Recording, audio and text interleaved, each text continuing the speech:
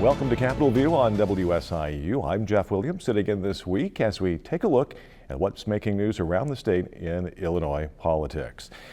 At the top of the news feed this week, tension among immigration enforcement efforts in Chicago continues to escalate as a federal judge has ordered the Border Patrol commander to provide the court with daily enforcement updates. Also, week 2 of the General Assembly's fall veto session is underway, and it's officially election season as candidates across the state have filed their are filing their nominating petitions this week. Those stories, maybe some more, this week on Capitol View. To help lead our discussion are Dan Petrella, political writer for the Chicago Tribune, and Jeremy Gorner, state government reporter of the Chicago Tribune. Gentlemen, welcome back to the program. Good to be here. Good to be here. All right. As I mentioned, the ongoing ICE enforcement in Chicago continues to spark significant tension, particularly following some recent fairly large-scale raids that have resulted in multiple arrests, as well as seemingly daily clashes between protesters and federal agents. The situation has been, I guess, exacerbated by reports of aggressive tactics on the part of immigration agents, to the point where a federal judge is now requiring daily reports on those confrontations immigration officers are having with the public. Dan, how would you assess the current situation on the streets of Chicago now? It's very tense, and I think it's shocking for a lot of people when militarized federal agents show up in their neighborhoods. We saw late last week folks like landscapers getting chased down the streets. And lots of residents of some of these neighborhoods coming out and basically telling ICE and CBP agents that they weren't welcome in their neighborhood. They wanted them to leave. We saw tear gas deployed in several instances, including in a neighborhood on the northwest side, Old Irving Park, where there were kids on their way to a Halloween parade. And so it's been quite a tense situation. Lots of chaos and unpredictability. And that was part of the reason that Judge Ellis called Gregorio Bovino from Customs and Border Protection into her courtroom on Tuesday, and now we'll be seeing him daily for the foreseeable future as she tries to enforce this restraining order she issued a few weeks ago, trying to keep ICE and CBP from using tear gas and other tactics on protesters and journalists and folks like that as they come out to protest what's going on and to witness and record what's going on. Yeah. I know when the Department of Homeland Security originally had indicated that what their so-called Operation Midway Blitz would be about a 30-day enforcement effort. Has there been any indication yet when this enforcement effort may conclude? There has not. It doesn't seem to be subsiding anytime soon. I think there's the question lingering as well of whether the National Guard troops who have been sent here to Illinois and prevented from being deployed, whether that situation will progress. There's a restraining order, going forward until they're able to resolve that issue on the facts in court. But we're also waiting to see whether the Supreme Court will step in and issue some kind of ruling there, which the Trump administration has requested. And we've been waiting now, I think, about a week to see what, if anything, the High Court might say on that issue. It's been really, really an interesting scene. Bovino, when he left the federal courthouse in downtown Chicago yesterday, was greeted by a small group of very angry protesters, peaceful protesters, but then kind of stood on the threshold of his pickup truck that he was getting into and sort of waved his arm in the air to his not really troops, his agents who were surrounding him, then did sort of a raised fist gesture before getting in the car. So it was a very odd, sort of defiant thing to see after this judge had sort of just tried to remind him of the restrictions that are in place and get some accountability for the way the agents have been acting out on the street. It was seemed very defiant rather than chastened on part of Bovino there. Yeah, I know. I've talked with some friends who live in the Chicago area, who live in and around some of these enforcement areas, and I've heard how they feel about it. What kind of toll? Do you have a sense of what kind of toll this is taking on the city, and maybe even those that would be coming in to visit Chicago?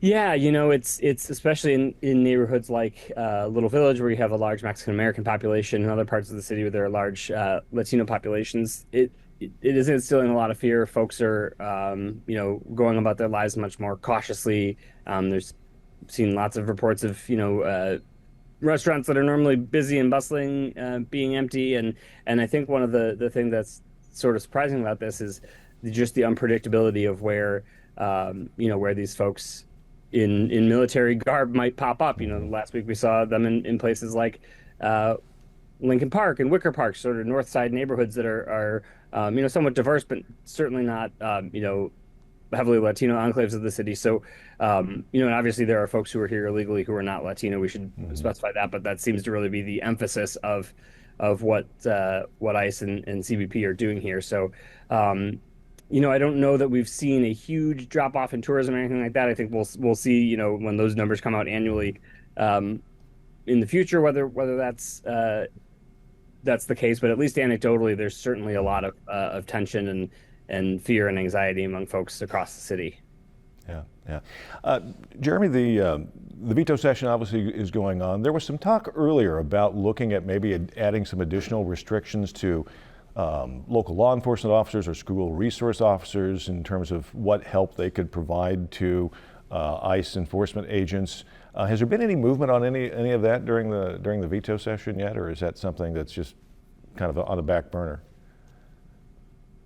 Well, so far, we haven't seen anything yet. I mean, there's been a couple of bills filed, but nothing that's gone through any of the committees which precede votes on the House and Senate floors. We still have 2 days left, so we'll see what happens. But among what they're looking at, Jeff, is this idea that, basically restricting the federal immigration enforcement agents from going to, schools and hospitals, for example, to enforce civil immigration warrants. So basically what would happen there is if you have somebody who is an undocumented immigrant,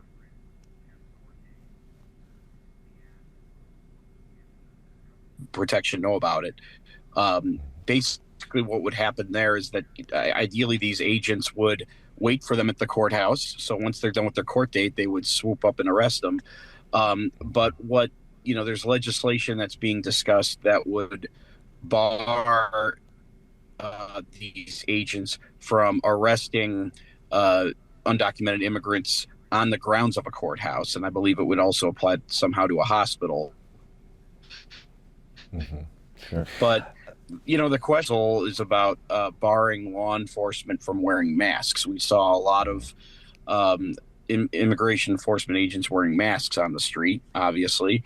But of course, the legal question is how do you compel a federal entity to obey state law if that were to go into effect? And that kind of remains to be seen. I know that House Speaker Chris Welch has basically said he doesn't want to pass anything without any teeth.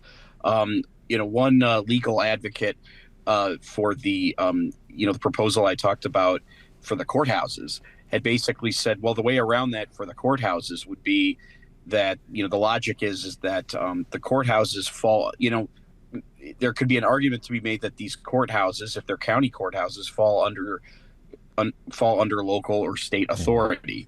And basically local or state authority has the ability to enforce its own laws, really. And if they want to bar the federal government from encroaching on their territory, they can do that. And make no mistake, immigration enforcement can still enforce civil warrants. They just wouldn't be able to do it on the grounds of a courthouse, given everything I just said. I don't know if that is the legal justification that will fly, but I know that was something that one legal advocate for one of these proposals was telling me. Yeah, and we've already seen Tim Evans, the chief judge of the circuit court here in Cook County, do that sort of through a rule at the courthouse. We'll see, Right. Whether that ends up being, being enforceable, whether they can, take any action if it's violated. I think that's not something we've seen happen yet, but it'll be interesting to see what happens if it does. Well, there's some other issues that are going on in the veto session. I think it was this week that House Democrats floated a plan to help fund the Chicago area public transit, including closing adding some incentives or some taxes, I guess, to tech and ultra rich loophole to try and help provide funding for the so-called fiscal cliff that the transit authority is seeing. What kind of acceptance or reception is that receiving? Well, we'll find out when we go into the Capitol today, Jeff. So far, this whole saga has been very dramatic between the House and Senate. Basically what you had this big Senate bill. It was 800 pages, something like that passed in the spring. And basically what it called for was a governing structure for the Regional Transportation Authority that oversees the Chicago Transit Authority, Metro, and PACE, the two sister agencies of the CTA. And it would overhaul the RTA with a new system, with new governance, so that the three entities that I mentioned, CTA, Metro, and PACE, are all kind of on one, that there's a commonality when it comes to service and fare structure, because that was one thing that was a big problem. And then, of course, the other big problem was funding. Advocates have said that they need, there's a fiscal cliff coming of $770 million from, brought upon largely by federal pandemic money that's running out. But RTA comes back a couple weeks before veto session, says, yeah, actually, we're only $200 million in debt. So what happens there is you have members of the Illinois House who have criticized the RTA, saying they can't trust them. They're very skeptical about what's going on there. How do you find $500 million just out of the blue? Of course, RTA has explained that there were better than expected sales tax revenues that contributed to that. But at the same time, but what happened is that the Senate passed its own bill in the spring with revenue options that included tacking on a $1.50 fee for food deliveries and other deliveries, as well as a real estate transfer tax for suburban Cook County and the Collars. But that never passed the House. The House instead yesterday, late last night, came out with its own bill.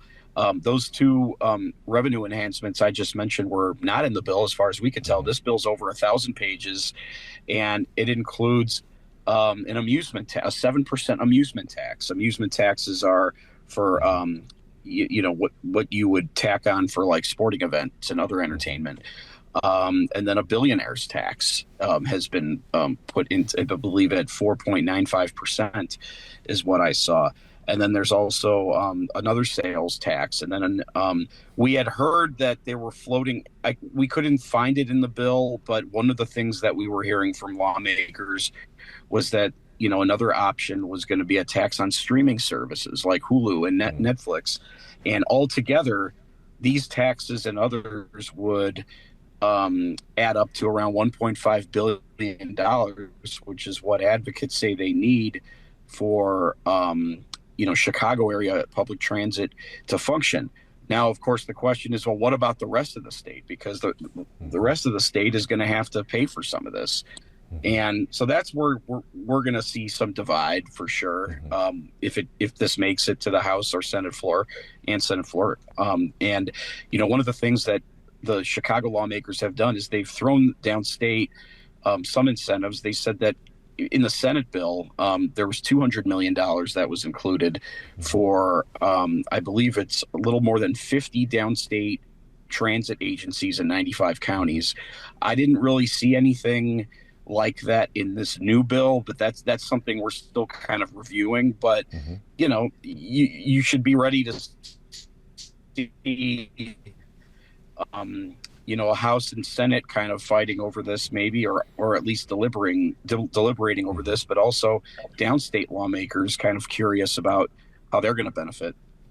Yeah, and Governor Pritzker has been very insistent throughout all of this. One of the specifics that he had said is that there needs to be something for the downstate transit districts included in the bill as well. He wants a world-class transit system, he says, for the entire state, or at least the entire state where there currently exists mass transit. One thing he hasn't really said, though, is how he would propose to pay for that. He's been very hesitant about weighing in publicly, and it seems even privately, about which revenue measures he would support to fill that gap that the transit agencies are seeing. So one thing that seems to keep coming up week after week is incentives in some form or another for the Bears. Is that something that's finally dead this veto session, or is that still potentially in play also? I would say nothing is ever dead in Springfield, but okay. I think it's unlikely at this point that we'll see something move. There are always, somebody might pull a trick play at the last minute here, but the situation really has not changed much since the spring, where Chicago lawmakers in particular are concerned about the roughly $500 million in outstanding debt from the Soldier Field renovation project 20 years ago, and they don't want to see a incentive package that will make it easier for the Bears to leave and leave the city holding the bag for that debt. That debt is already repaid with hotel tax revenue from the city, and when that falls short from money getting swept from their share of state income taxes. But the Bears continue to not see that debt as their responsibility. They said we're tenants paying rent on this facility. We paid hundreds of millions of dollars up front to help pay for those renovations. So that's not really our problem to resolve. And I think that's at least the last I've been talking to folks, the issue kind of remains at loggerheads there. They would love to see a package. There are other folks who, for other projects, want this mega projects idea out there where developers of these big projects would be able to sort of negotiate with local taxing bodies over what their property tax bills would be year to year. But I think a big holdup is rounding up the support from Chicago lawmakers that would take for any sort of legislation that's going to help the Bears leave the city. Yeah. The Illinois Federation of Teachers, they're scheduled to be lobbying in Springfield today. They're asking for more funding, especially for about a third, I think, of the K through 12 school districts that their adequate funding is at 76% or lower. They're also, I think, going to ask the governor to release the 2% hold he's got, I think $25 million or so for college and higher education. Is there any incentive to try to provide more funding for education in the state this fiscal year? Is that going to be something that will have to be dealt with in next year as we start preparing the FY27 budget? It's going to be a heavy lift with 2 days left, Jeff. One of the things I had asked Speaker Welch maybe a month before veto session, end of summer, about what can we expect in veto session? And of course he mentioned transit. But then when I asked about funding for the Chicago Public Schools, because Chicago Public Schools is always in the conversation when it comes to what you're talking about, he basically started floating around this idea of we need to start taxing billionaires, which is what we're seeing in the transit proposal. And the point is, and I only bring that up because whenever you see some like the Chicago Public Schools, they've always said that they want more than $1 billion, because they feel like that would be adequate fund. That's the adequate funding they need to function. And they've been looking the last couple of years for Springfield to get that accomplished. That appears, in a tight budget year like this, that's probably not likely to happen. But, IFT, they're now going to be run by Stacey Davis Gates, who is the head of the Chicago Teachers Union. And, obviously it'll be interesting to see because it's the statewide teachers union, and she's very progressive. And, CTU has been behind this $1 billion push. to help the Chicago public schools. But now, since we're talking statewide, yeah, I mean, it's difficult to it'll be a difficult lift, I think, for in 2 days for lawmakers to mull this over, especially with knowing that the Chicago public schools are going to have to be in this conversation. And so far, there's really been lukewarm reception from lawmakers to to provide funding for that. Not that they don't want to provide funding. It's just that in the tight budget year that we have, it would be difficult. And you've also already got the governor's office asking department heads throughout state government to look for potential cuts with the potential loss of federal funding. So trying to get more money out of the system right now, mid-year, for public schools without some sort of tax revenue package attached to it is going to be, like Jeremy said, very difficult, especially given the tight time frame. Politically, it's going to be really interesting to see how the Illinois Federation of Teachers operates going forward in Springfield under the leadership of Stacey Davis Gates. She's been one of the few progressives and Democrats here in Illinois who's really not been shy about publicly criticizing Governor Pritzker when she disagrees with him. Yeah. Wanted to talk about election season. It's officially underway. Monday was the day that statewide and local candidates across the state were filing their nominating petitions. I believe they've got a week or so to file those, to finish filing those. But just looking at what's come in so far, now that most of the candidates are official, what are we looking at in terms of any interesting primary races that are shaping up? Well, I think, obviously there's not going to be a big primary race on the Democratic side for governor. And Jeremy and our colleague Rick Pearson had a really interesting story about this last week. But the Republican primary for governor is just a very messy, sort of chaotic situation that got sort of more bizarre and interesting with the entry of Rick Heidner, who's a video gambling magnate, who once had a proposal for a racetrack and casino up here in the south suburbs, canceled by the governor over a report from one of our former colleagues that he had ties to organized crime figures in the past. So that's just one new entry. Obviously, there was the big tragedy in the Bailey family where Darren Bailey, the 2022 nominee's son and daughter-in-law and 2 grandchildren, died in a helicopter crash last week. So it's going to be interesting to see how that affects the dynamics of the race. So that's one to watch, just seeing how that field emerges and who comes out on top there.